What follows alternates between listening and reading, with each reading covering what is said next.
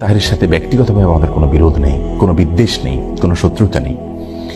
আমরা কোনো আলেমের নাম ধরে সমালোচনা করার সম্পূর্ণ বিরোধী। আমরা কখনো কোনো আলেমের নাম ধরে সাধারণত সমালোচনা করি না।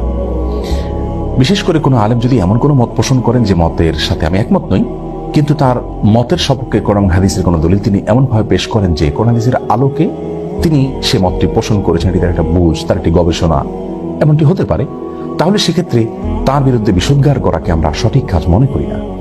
কিন্তু গানে গানে এখানে মৌলানা গিয়াসউদ্দিন তাহের সাহেব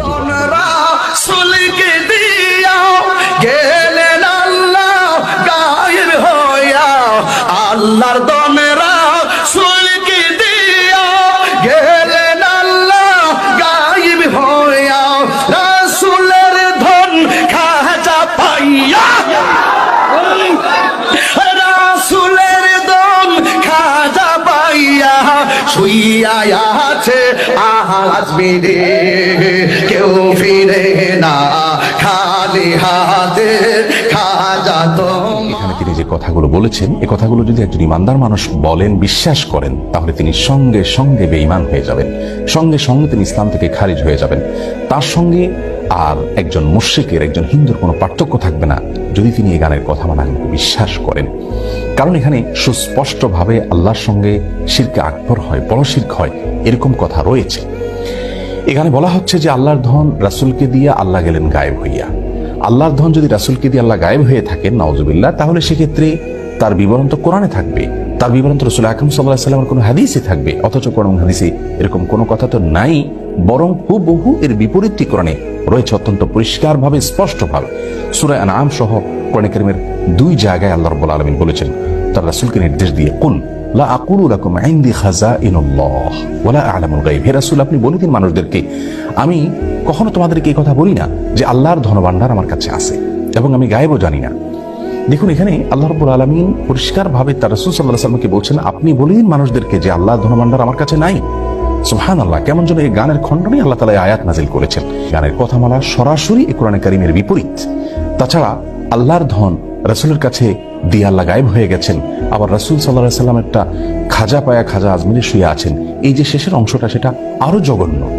কারণ আল্লাহ রাব্বুল আলামিনের ধর্মভাণ্ডার যেখানে রাসূল আকরাম সাল্লাল্লাহু আলাইহি ওয়াসাল্লামের কাছেই নাই, সেখানে খাজার কাছে কোত্থেকে আসবে? আবার খাজার দরবারেতে কেউ ফিরে না খালি হাতে। এই যে কথা বলা হচ্ছে, খাজার দরবার থেকে কেউ খালি হাতে ফিরবে না। খাজা কি কাউকে দেওয়ার কোনো ক্ষমতা আছে? পৃথিবীর কোনো কবর, সেটা যত বড় নেককার মানুষের হোক না কেন, যত বড় ভালো মানুষের হোক না কেন, তার কবর থেকে, তার কবর জিয়ারত করে সেখান থেকে মানুষের কোনো কিছু পাওয়ার কোনো সুযোগ আছে? কোরআন হাদিস বলে, ইসলাম বলে, সেখান থেকে মানুষের পাওয়ার কিচ্ছু নেই। রাসূল আকরাম সাল্লাল্লাহু আলাইহি ওয়াসাল্লাম তার এক সাহাবীকে বলেছেন, ওয়া ইযা সাআলতা ফাসআলিল্লাহ ওয়া ইযা ইসতাআনতা ফাসতাইন বিল্লাহ। কিছু চাইতে হলে আল্লাহর কাছে চাইবে, কোনো সাহায্য চাইতে হলে আল্লাহর কাছে চাইবে। কোনো কবর, কোনো মাজার, এখানে কোনো কিছু চাওয়া যাবে না। প্রতিদিন আমরা সালাতের প্রত্যেক রাকাতে সূরা ফাতিহা তেলাওয়াত করে থাকি, সেখানে আল্লাহ আমাদের শিক্ষা দিয়েছেন বলার জন্য, ইয়াকা না'বুদু ওয়া ইয়াকা নাস্তাইন। হে আল্লাহ, আমরা আপনারই শুধু ইবাদত করি এবং আপনার কাছেই শুধু সাহায্য চাই। তার মানে সাহায্য আল্লাহ ছাড়া কারো কাছে চাওয়া যাবে না।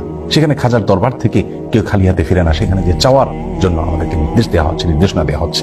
গানের এই কথামালা, এগুলো গিয়াসউদ্দিন তাহের সাহেব আবৃত্তি করেছেন। সেখানে আল্লাহ রাব্বুল আলামিনকে একরকম নিষ্ক্রিয় প্রমাণ করা হলো যে আল্লাহ গায়েব হয়ে গেছেন রাসূলের কাছে দায়িত্ব দিয়ে, তার কাছে ধনভাণ্ডার দিয়ে। অথচ আমরা জানি আয়াতুল কুরসিতে আল্লাহ রাব্বুল আলামিন বলেছেন যে আল্লাহু লা ইলাহা ইল্লা হুয়াল হাইয়ুল কাইয়্যুম লা তাখুযুহু সিনাতুন ওয়া লা নাওম। আল্লাহ তাআলা চিরঞ্জীব, আল্লাহ তাআলা চিরঞ্জীব এবং তার কখনো তন্দ্রা আসে না। রাসূল আকরাম সাল্লাল্লাহু আলাইহি ওয়াসাল্লাম হাদিস থেকে বোঝা যায় আল্লাহ রাব্বুল আলামিন কিভাবে পৃথিবী কন্ট্রোল করেন।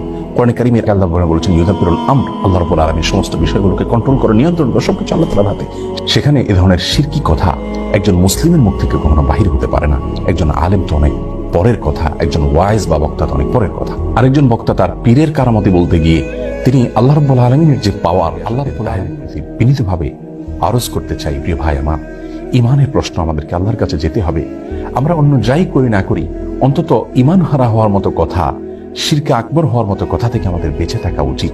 আল্লাহ রাব্বুল আলামিনের ভয়ে অন্তত আপনি তওবা করুন এবং আল্লাহর কাছে ফিরে আসুন এবং আপনার এই কথাকে আপনি প্রত্যাহার করুন। এতে আপনি আল্লাহর কাছে সম্মানিত হবেন, মানুষের কাছেও সম্মানিত হবেন ইনশাআল্লাহ বিইذنিল্লাহ। আল্লাহ তাআলা আমাদের সকলকে শুদ্ধ এবং সুন্দরের পথে থাকার তৌফিক দান করুন, ইমান হারা হওয়ার মতো কথা এবং বিশ্বাস থেকে বেঁচে থাকার তৌফিক নসিব করুন। আসসালামু আলাইকুম ওয়া রাহমাতুল্লাহি।